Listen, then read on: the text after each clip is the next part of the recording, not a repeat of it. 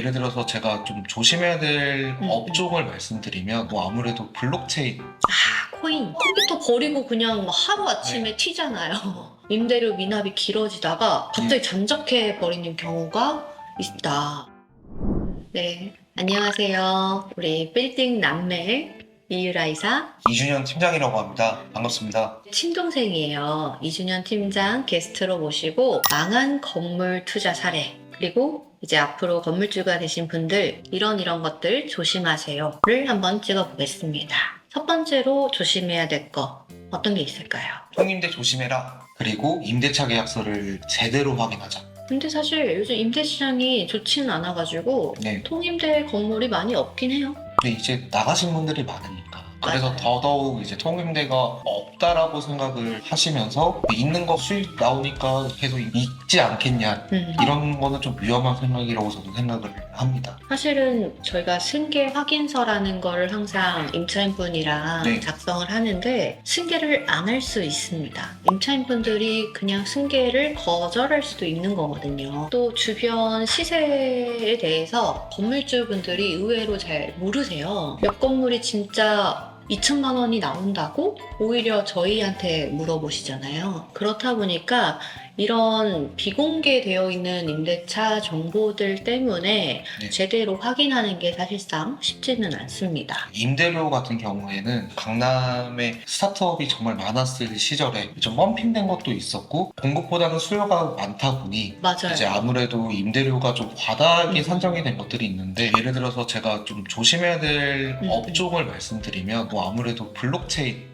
코인. 컴퓨터 버리고 그냥 막 하루아침에 튀잖아요. 임대료 미납이 길어지다가 갑자기 잠적해 버리는 경우가 있다. 그리고 제가 또 생각하는 두 번째 통임대 관련해서 좀 조심해야 될 거는 보증금이 좀 현저하게 좀 낮은 사례들. 낮다라고 말씀을 드리는 거는 임대료 곱하기 10개월에서 12개월이 모두가 다 아는 적정가 보증금이라고 생각을 하지만 최근에 통임대에 맞춰진 건물들 중에서 한 5개월에서 6개월 정도 되는 통임대 사례들이 있습니다. 그쵸. 예를 들어 임대료가 2천인데 보증금이 1억. 사실 불안하죠. 네, 그런 건물들 같은 경우에는 조심하셔야 될 것 같고 추천드립니다. 사실 보증금이 작다는 게 좀 탄탄치 못하다, 자본력이 없다라는 뜻도 되거든요. 너무 1층 임대료에서 과다하게 사실 보증금을 받을 필요는 없지만 통임대 건물들은 좀 더 탄탄하게 보증 금액을 보통 10개월 정도치를 받아놓는 게 좋기는 합니다. 대신에 요즘 렌트 프리도 뭐 많이 주니까 2개월은 기본인 것 같고 3개월까지도 드리고 병원이 들어온다고 하면은 아예 뭐 지원금이 20억 준 건물도 최근에 있었잖아요. 논현동에. 건물을 종근당이 샀더라고.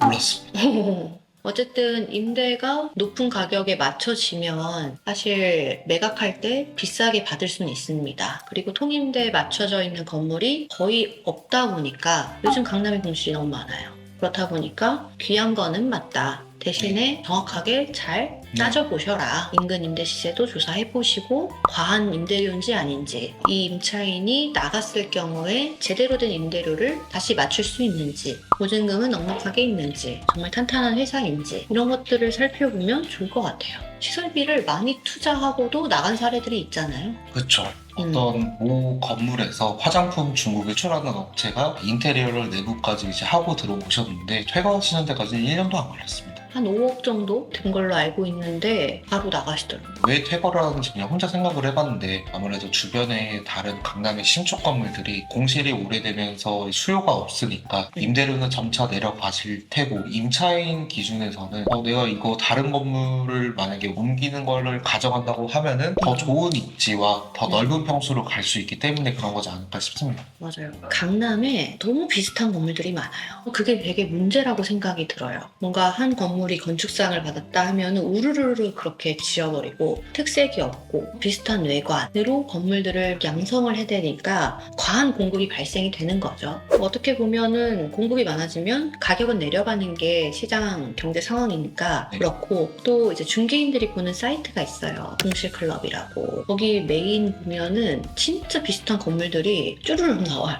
근데 수수료를 많이 준다고도 해. 근데도 안 나가더라고요. 그런 거 보면은 너무 개성이 없지 않냐 이런 생각이 좀 들어서 결국에는 건축주들의 개성 그리고 주변 환경에 대한 충분한 이해가 건물 투자에는 꼭 필요하다라는 점을 얘기 한번 해보고 싶었습니다. 그리고 두 번째 한번 주제로 넘어가 볼까요? 두 번째는 영끌 조심해라입니다. 대출을 이제 과다하게 받으신 건물주분들께서 공실이 많아졌을 때 이자 감당이 더더욱 악화되시고 대출을 다시 대환대출 진행할 때 금리가 너무 올라가다 보니까 그런 분들이 좀 실패도 하셨고 지금도 조심해야 되는 부분이라고 생각을 합니다. 금리가 그렇게 많이 내려간 것도 아니고 공실은 여전히 점점 증가하는 추세니 사정에 맞게 대출 규모를 하셔야 될 것 같습니다.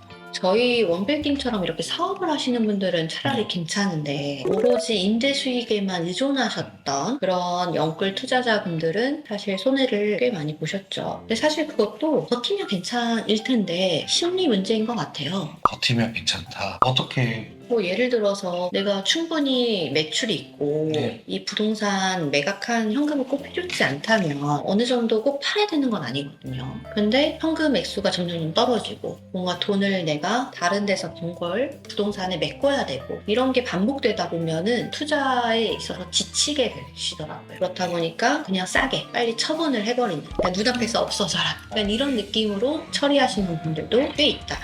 비슷한 경험이 있습니다. 제가 직접 중개한 건 아니고 이제 다른 중개법인에서 계약을 했지만 이자 감당이 공실 때문에 커지면서 대출을 많이 받으셨고 의사 부부이신 분들이셨는데 버시는 금액도 많으시지만 지출하는 비용도 결국에는 수입 대비해서 지출도 증가도 된다고 저는 생각을 합니다. 아무리 뭐 비용 처리가 된다 하지만은 계속 마이너스가 되면 애정이 떨어질 수밖에 없을 거예요. 이제 예를 들어서 1,000만 원에 남는 금액이 있으신 분들이 건물의 이자 때문에 500만 원밖에 안 남는다. 본인의 소비가 500만 원으로 줄어드니까 그것 때문에 이제 파신 분들도 계시더라고요. 맞아요. 그리고 저희의 고객분들 90% 정도가 의사신 것 같아요. 근데 이제 의사분들이 소득이 대체적으로 높으셔서 월 임대 수익에 원래는 크게 집착하진 않으시는데 어쨌거나 본인의 소득을 오히려 메꿔야 되는 꼴이 오래 지속되면 애정을 갖지 않고 바로 처분을 하시더라. 어차피 소득이 많으시니까 큰 미련이 없으시더라. 뭐 이런 것들은 저도 느끼고 있습니다.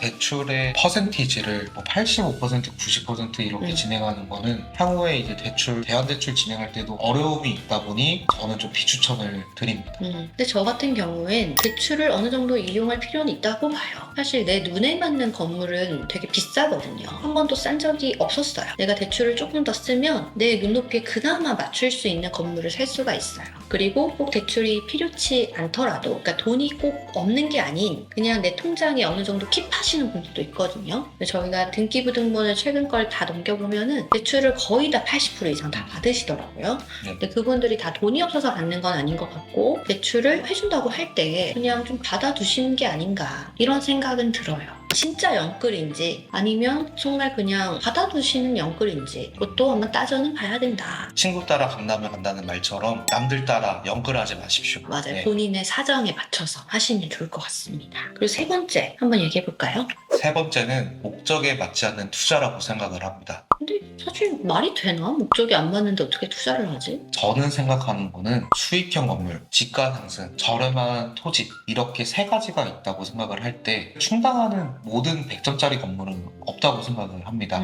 근데 이제 여기에서 더 우선시하고 어떤 거를 등한시할지 결정을 하신 상황에서 물건들을 제가 추천을 드리고 하는데 임대 수익형이 좋다고 하신 분이 지가 상승이 되는 토지를 매입을 하시는 경우도 있었고 아니 뭐 싸니까 살 수 있죠. 싸니까 살 수도 있는데 향후에 그걸 어떻게 재매각할지까지 고민을 안 하시고 하신 분들도 계십니다. 아 맞아요. 딴 데서 매입하고 여기 원빌딩에 와가지고 팔아달라는 분 있잖아요. 좀 그렇긴 한데 어쨌든 저희는 최선을 다하니까. 근데 그런 매물들이 사실 손해를 많이 보죠. 매입을 하신 다음에 저희에게 팔아달라고 이제 말씀하시는 분들 원가 수준이나 원가 이하거나 원가에서 약간의 이익을 버진 상태에서 매각을 하시는 분들이 왜 그렇게 파시는지를 여쭈어보면 잘못 투자했다. 싸다고 샀는데 여기다가 지으려고 하니 건축비가 많이 든다. 싼 땅인 이유는 건축비가 많이 올랐기 때문에 부지를 싸게 파는 생각을 하거든요. 그렇죠. 그런 분들이 리모델링을 처음에는 하려고 하셨다가 싼 재건축 부지를 보시고 신축을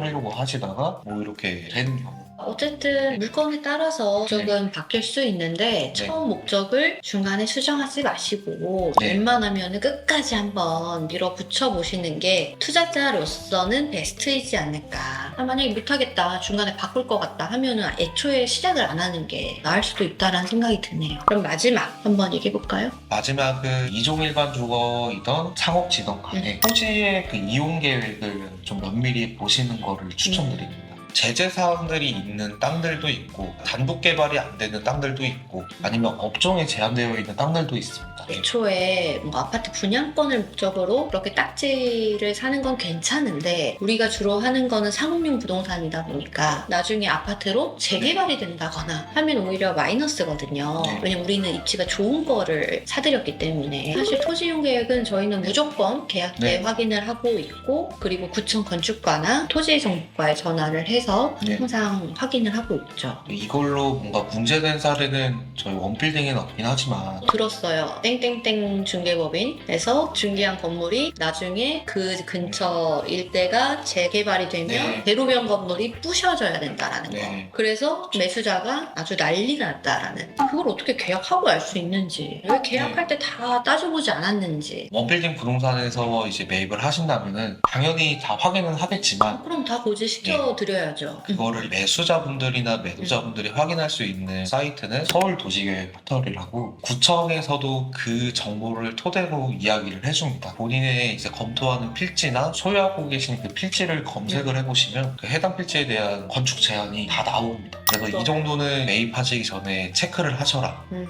이주연 팀장이 대신 해줄 수 있죠. 연락만 주십시오. 제가 하겠습니다. 또 우리 연결되어 있는 건축사님들 그리고 확인할 수 있는 방법들은 다 가지고 있으니 편하게 연락 주시면 될 것 같습니다. 그래서 오늘 이렇게 망한 투자 사례들도 얘기해보고 투자로 조심해야 될 것들 1, 2, 3, 4 이렇게 말씀드려봤는데요. 도움이 되셨으면 좋겠습니다. 이상 빌딩남매였습니다. 안녕.